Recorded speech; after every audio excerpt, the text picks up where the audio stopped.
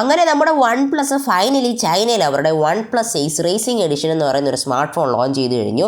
ഈ ഒരു സ്മാർട്ട് ഫോണാണ് വൈകാതെ തന്നെ ഇന്ത്യയിലേക്ക് വൺ പ്ലസ് 10 ആയിട്ട് വരാൻ പോകുന്നത്. ഈ ഒരു സ്മാർട്ട് ഫോണിൻ്റെ പ്രൈസ് വരാൻ പോകുന്നത് വെറും 20,000 രൂപയാണ്. അപ്പോൾ അതിൻ്റെ കാര്യങ്ങളൊക്കെ ഞാൻ ഈ വീഡിയോ ഷെയർ ചെയ്യുന്നതായിരുന്നു. അപ്പോൾ ഇന്ന് നമ്മൾ ഇതിൻ്റെ അൺബോക്സിംഗ് ആൻഡ് റിവ്യൂ വീഡിയോ ആണ് കാണാനായിട്ട് പോകുന്നത്. അപ്പോൾ നേരെ നമുക്ക് ഇതിൻ്റെ ബോക്സ് ഒന്ന് ഓപ്പൺ ചെയ്യാം. അപ്പോൾ കഴിഞ്ഞ പ്രാവശ്യം തന്ന പോലെ വൺ പ്ലസ് 10R കിട്ടിയ സെയിം ബോക്സിംഗ് പാക്കേജ് തന്നെയാണ്. ബട്ട് ഇവിടെ കുറച്ച് ബൾക്കി ആയിട്ടുള്ളൊരു ബോക്സാണ്. കാരണം ഇതിൻ്റെ ചാർജറും കാര്യങ്ങളൊക്കെ വേറെയാണ്. ഇതൊരു ബഡ്ജറ്റ് റേഞ്ചിൽ വരുന്ന സ്മാർട്ട് ഫോൺ ആയതുകൊണ്ട് തന്നെ അതിൻ്റേതായിട്ടുള്ള കാര്യങ്ങൾ ഈ ഒരു സ്മാർട്ട് ഫോൺ അതുകൊണ്ട് തന്നെ കുറച്ചൊരു വലിയൊരു ബോക്സാണ് ഇവിടെ കൊടുത്തിട്ടുള്ളത്. അപ്പോൾ നേരെ നമ്മൾ ബോക്സ് ഓപ്പൺ ചെയ്യാൻ നേരത്തെ തന്നെ നമുക്ക് ബോക്സിൻ്റെ ഫ്രണ്ടിലായിട്ട് വൺ പ്ലസിൻ്റെ ലോഗോ കാണാനായിട്ട് പറ്റും. ഇത് ടോട്ടലി എയ്സ് എന്ന് എഴുതിയിരിക്കുന്നത് ചൈനീസ് എഡിഷൻ ആയതുകൊണ്ടാണ്. സോ അതിൽ നമ്മുടെ സ്മാർട്ട് ഫോൺ കിട്ടുന്നുണ്ട്. അതോടൊപ്പം നമ്മുടെ USB Type-C കേബിൾ ഇടുന്നുണ്ട്. അതോടൊപ്പം തന്നെ നമ്മുടെ ചാർജറും ബോക്സിൻ്റെ അകത്ത് ഇൻക്ലൂഡഡ് ആണ്. നമുക്ക് ബോക്സിനകത്ത് ഒരു 67 വാട്ട്സിൻ്റെ ഒരു ചാർജറാണ് കിട്ടുന്നത്. സോ അത്യാവശ്യം നല്ല രീതിയിൽ തന്നെ ഫാസ്റ്റായിട്ട് കയറുന്ന ഒരു മാക്സ് ചാർജറാണ്. 29 മിനിറ്റ് കൊണ്ട് 80% കയറുന്ന ഒരു ചാർജാണ് ഉള്ളത്. അതോടൊപ്പം തന്നെ നമുക്ക് സിം ഇഞ്ചക്ഷൻ പിന്നും കുറച്ച് യൂസർ മാനുവലും ഗൈഡും അതോടൊപ്പം തന്നെ കുറച്ച് വൺ പ്ലസിൻ്റെ എക്സ്ക്ലൂസീവ് സ്റ്റിക്കേഴ്സ് നമുക്ക് ഈ ഒരു ബോക്സിൻ്റെ അവൈലബിൾ ആണ്. പിന്നെ ഉള്ളതൊരു സിലിക്കണും അതോടൊപ്പം തന്നെ ഒരു സ്മോക്കി ഫെയ്ഡും ഉള്ള ഒരു സിലിക്കൺ കേസും കിട്ടുന്നുണ്ട്. അപ്പോൾ ഇതാണ് നമ്മുടെ സ്മാർട്ട് ഫോൺ. നേരെ നമുക്ക് ഈ ഒരു സ്മാർട്ട് ഫോൺ ഈ ഒരു റാപ്പിങ്ങിൽ നിന്ന് വെളിയിലെടുത്തതിന് ശേഷം ജസ്റ്റ് ഒന്ന് ബൂട്ടപ്പ് ചെയ്യാം. അപ്പോൾ നമുക്ക് എന്തായാലും ഒന്ന് ബൂട്ടപ്പിന് വേണ്ടി ഒന്ന് വെയിറ്റ് ചെയ്യാം. സോ ഇപ്പോൾ ഇവിടെ ബൂട്ടപ്പ് ആവുന്നില്ല. എനിക്ക് തോന്നുന്നു മേ ബി ചാർജിങ് ഇഷ്യൂ ആയിരിക്കും. അപ്പോൾ നമുക്ക് എന്തായാലും ഡിസൈൻ്റെ കാര്യങ്ങളൊക്കെ ഒന്ന് സംസാരിക്കാം. ഫ്രണ്ടായിട്ട് നോക്കുകയാണെങ്കിൽ നമുക്ക് 16 മെഗാ പിക്സലിൻ്റെ ഒരു പഞ്ച് ഹോൾ ക്യാമറ കാണാനായിട്ട് പറ്റും. ബാക്കിലായിട്ട് നോക്കുകയാണെങ്കിൽ നല്ലൊരു ഗ്ലേസി ഫിനിഷ് പാനലാണ് കൊടുത്തിരിക്കുന്നത്. ഇത് ആക്ച്വലി ഓൾറെഡി നമ്മൾ കണ്ട ഓപ്പോ റെനോ 7 പ്രോയിലും ഓപ്പോ റെനോ 8 പ്രോയിലുള്ള ആ ഒരു സെയിം ബാക്ക് പാനലാണ് ഇവിടെ കൊടുത്തിട്ടുള്ളത്. ആ ഒരു ക്യാമറ മൊഡ്യൂൾ കണ്ടിട്ട് എനിക്ക് എന്താണ് ഇവിടെ വൺ പ്ലസ് ഉദ്ദേശിക്കുന്നതെന്ന് ഒരു രീതിയിലും മനസ്സിലായിട്ടില്ല.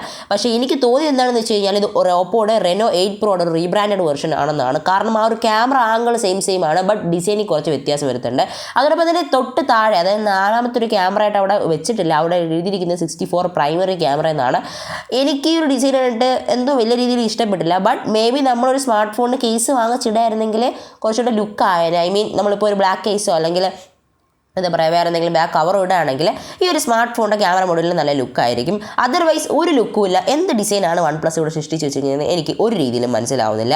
ആൻഡ് ഡിസൈനബിലിറ്റി നോക്കുകയാണെങ്കിൽ നല്ല രീതിയിൽ തന്നെയാണ് ഈ ഒരു സ്മാർട്ട് ഫോൺ സെറ്റ് ചെയ്തിരിക്കുന്നതെന്ന് വേണമെങ്കിൽ തന്നെ പറയാം. ആ ഒരു ബാക്കിൽ ടോട്ടലി ഒരു ഗ്ലാസ് ഫിനിഷാണ് കൊടുത്തിട്ടുള്ളത്.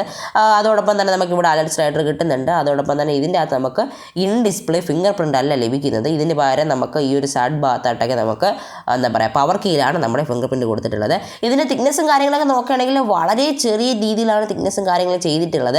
205 ഗ്രാമിൻ്റെ വെയിറ്റും 8.7 mm തിക്നെസ്സുമാണ് കൊടുത്തിട്ടുള്ളത്. ഡിസ്പ്ലേയിൽ നമ്മുടെ ബോഡിയിലേക്ക് വരുന്ന റേഷ്യോ എല്ലാം വളരെ രീതിയിൽ തന്നെ വൺ പ്ലസ് ഹാൻഡിൽ ചെയ്തിട്ടുണ്ട്. അപ്പോൾ നല്ല രീതിയിൽ തന്നെ ഇതിൻ്റെ ഡിസൈൻ ആൻഡ് ബിൽറ്റ് വരുന്നതെന്ന് വേണമെങ്കിൽ തന്നെ നമുക്ക് പറയാനായിട്ട് പറ്റും.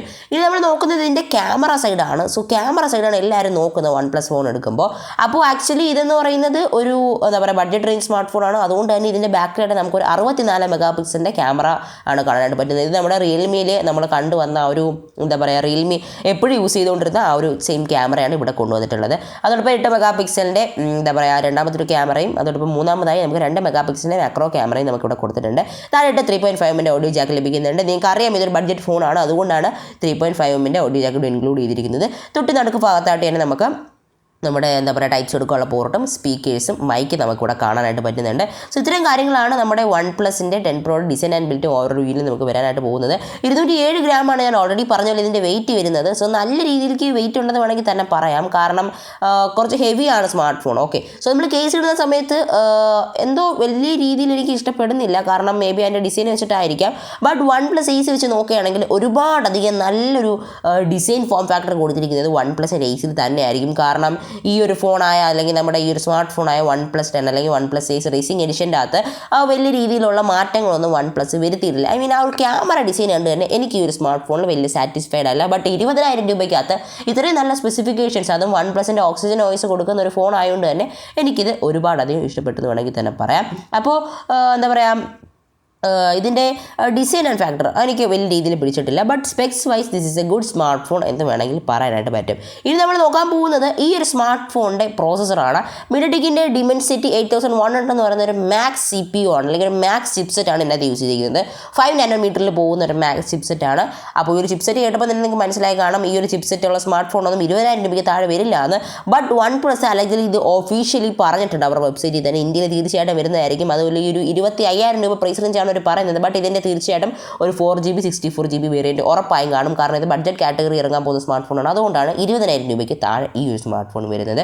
അപ്പോൾ മുകളിലുള്ള ഒരു പഞ്ച് ഹോൾ ക്യാമറയും അതോടൊപ്പം തന്നെ ചിൻസ് ആൻഡ് ബെസലസ് ഒക്കെ വളരെ ചെറുതാണ്. പിന്നെ നമുക്ക് ഓക്സിജൻ വോയിസ് ആണ് ഈ ഒരു സ്മാർട്ട് ഫോണിൻ്റെ അത് കിട്ടുന്നത്. നല്ല രീതിയിൽ തന്നെ നമുക്ക് എന്താ പറയുക യൂസേജും കാര്യങ്ങളൊക്കെ വരുന്നതാണ്. പിന്നെ കളർ വോയിസിൻ്റെ മിക്സ്ചർ എവിടെയൊക്കെ ഉണ്ട്. അത് ഞാൻ ഓൾറെഡി പറഞ്ഞിട്ടുണ്ടായിരുന്നു. എൻ്റെ പല OnePlus വീഡിയോ അൺബോക്സിംഗ് റിവ്യൂസിൻ്റെ അത് ഞാൻ പറഞ്ഞിട്ടുണ്ട്.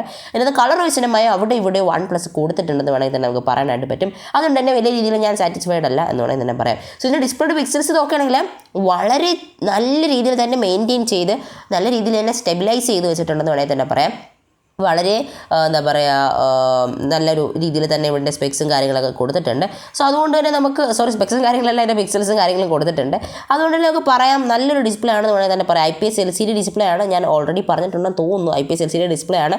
6.59 ഇഞ്ചസിൻ്റെ ഡിസ്പ്ലേ ആണ്. IPS ഡിസ്പ്ലേ ആയതുകൊണ്ടായിരിക്കാം അവർ ഇൻ ഡിസ്പ്ലേയിൽ ഫിംഗർ പ്രിൻറ്റ് കൊടുക്കാഞ്ഞ് നമ്മുടെ പവർ കിൽ തന്നെ ഫിംഗർ പ്രിൻറ്റ് കൊണ്ടുവന്നത്. അപ്പോൾ എന്തായാലും ഇൻ ഡിസ്പ്ലേ നമുക്ക് ഫിംഗർ പ്രിൻറ്റ് ലഭിക്കുന്നില്ല. അവിടെ IPS LCD ഡിസ്പ്ലേ ആയതുകൊണ്ടാണ്. അപ്പോൾ 6.59 ഇഞ്ചസ് എന്ന് പറയുന്നത് വളരെ ചെറുതാണ്. നിങ്ങൾക്ക് അറിയാം 6.67 ഇഞ്ചിലാണ് ഇപ്പോൾ ഇറങ്ങുന്ന എല്ലാ സ്മാർട്ട് ഫോൺസും വരുന്നത്. ബട്ട് ഇവിടെ 59 ഇഞ്ചസേ കൊടുത്തിട്ടുള്ളൂ. എങ്കിലും അത്രയ്ക്ക് ചെറുതല്ല എന്ന് വേണമെങ്കിൽ തന്നെ നമുക്ക് ഇവിടെ പറയാനായിട്ട് പറ്റും. സ്ക്രീൻ ടു ബോഡി റേഷ്യോ നമ്മൾ നോക്കുകയാണെങ്കിൽ 83.9% ആണ് സ്ക്രീൻ ടു ബോഡി റേഷ്യോ വരുന്നത്. വളരെ ചെറുതാണെന്ന് വേണം തന്നെ നമുക്ക് പറയാനായിട്ട് പറ്റും. എനിവേ ഡിസ്പ്ലേ വൈസും വലിയ രീതിയിൽ സാറ്റിസ്ഫൈഡ് അല്ല. എങ്കിലും ഈ ഒരു ബഡ്ജറ്റിൽ ഇത്ര നല്ല ഫോൺ കൊടുക്കുമെങ്കിൽ IPS LCD ആണ് കൊടുത്തത്.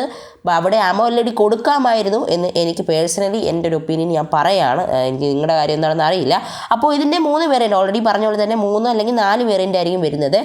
4GB 64, 6GB 128, 8GB 128, 12GB 256 വരുന്നുണ്ട്. അപ്പോൾ ഒരു 4 വേരിയൻ്റാണ്. അഞ്ചാമതായിട്ടൊരു വേരിയൻറ്റ് വരാനുള്ളൊരു റൂമറും കാര്യങ്ങളും പറയുന്നുണ്ട്. മേ ബി അത് വരില്ലായിരിക്കും. അത് 8GB 256 ആണ്. എന്തായാലും അത് വരില്ല എന്ന് തന്നെ പ്രതീക്ഷിക്കാം. കാരണം OnePlus ഇപ്പോൾ ഇറങ്ങുന്ന സീരീസിലെ മിക്ക ഫോണിലും നമുക്ക് അത്രയൊരു പ്രൈസ് വരുന്നില്ല. ഐ മീൻ അത്രയൊരു എന്താ പറയുക ആ ഒരു എന്താ ഞാൻ പറഞ്ഞു തന്ന ആ ഒരു മെമ്മറിയുടെ കാര്യം അങ്ങനെ വരില്ല എന്ന് വേണമെങ്കിൽ തന്നെ പറയാനായിട്ട് പറ്റും.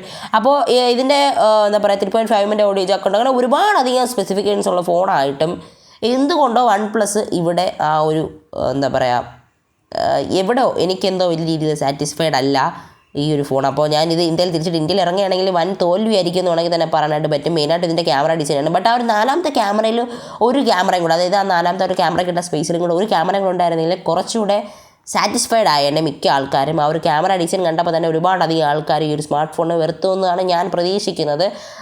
അപ്പോൾ ഇന്നത്തെ വീഡിയോ ഇത്രയേ ഉള്ളൂ. അപ്പോൾ ഇതിൻ്റെ തീർച്ചയായിട്ടും ഇതിൻ്റെ ഒരു ഗെയിമിംഗ് റിവ്യൂ, ഇനിഷ്യൽ റിവ്യൂ, അതോടൊപ്പം വീണ്ടും ഒരു അൺബോക്സിംഗ് കാണും. ഇതിൻ്റെ അടുത്ത 2-3 കളർ വേരിയൻ്റ് ഇറങ്ങിയിട്ടുണ്ട്.